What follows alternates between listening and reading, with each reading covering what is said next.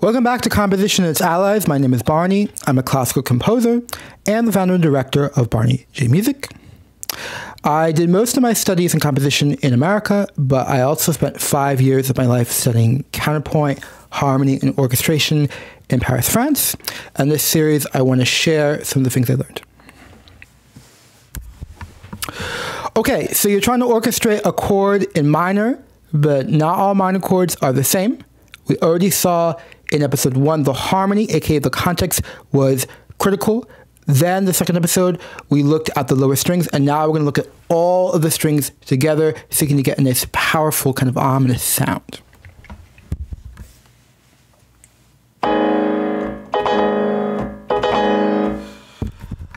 One thing is the piano can't hit those 30-second notes, so I'm just going to kind of take them out. But you're focused on just the harmony.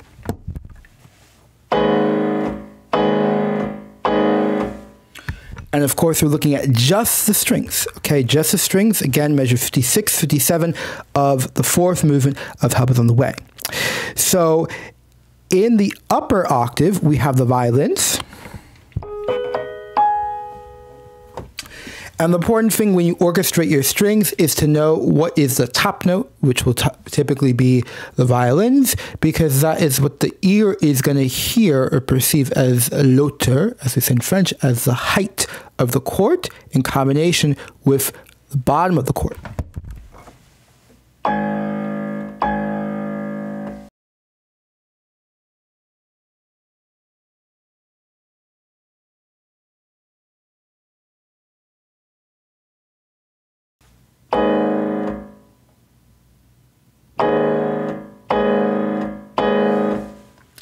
Okay, so the violins are tightly spaced with all the gaps are filled in.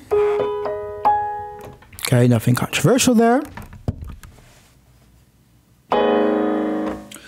However, we notice that between the bass instruments, okay, double bass and cello, and the second violin, the lowest note of the second violin, there's a rather large gap.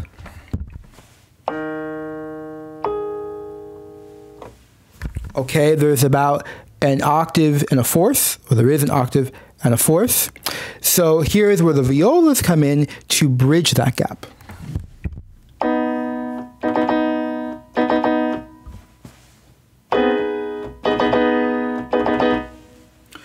Notice that the violas are non divisi. Why is that? Likely because I wanted a sound that's just very strong. I wanted them pressing into the strings. Of course, violas aren't always heard. They tend to be felt a little bit more in the middle.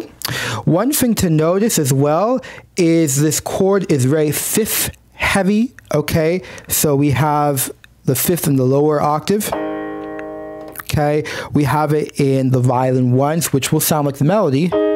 Sorry. And it's also in the viola.